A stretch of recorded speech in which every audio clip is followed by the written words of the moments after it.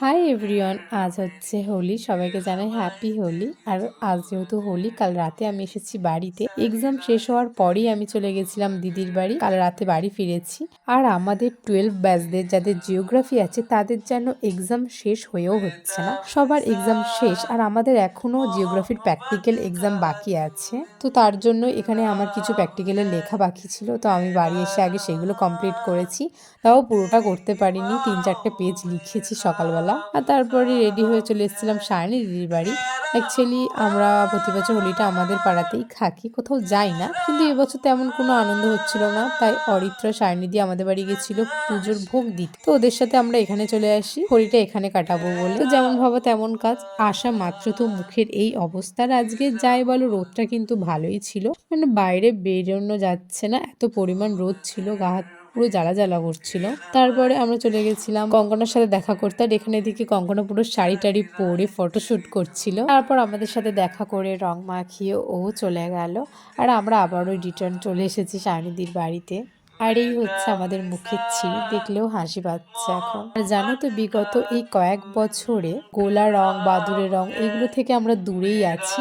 আর এবছর এখানে এসে আবার সেই রং মাখা হয়েছে। তারপরে এখানে ফিচকারিতে রং গলা জল দিয়ে ঠিক হচ্ছিল না, ওই জন্য বালতি বালতি জল দিয়ে ওর গায়ে দিচ্ছে। এখানে সায়নীদি তো ওনার মাকেও ছাড়েনি, ওনার মায়ের গায়ে দিয়ে দিয়েছে। আর সায়নীদির ভাই ও শিউরির গায়েও জল দিয়ে দিয়েছে। আর আমি তো পুরো উঠে গেছি সায়নীদির বাড়িতে, কিন্তু সেই সব করে কি আর আজকের দিনে বাঁচা যায় বলো। তারপরে আর কি আমাকেও পুরো জলে ভিজিয়ে দিল। লোকের রাস্তাঘাটে আবির পড়ে আছে এখন, আর এখানে পুরো জল কাদা হয়ে গেছে, এত পরিমাণে জল নিয়ে ছড়াছড়ি করেছে এরা।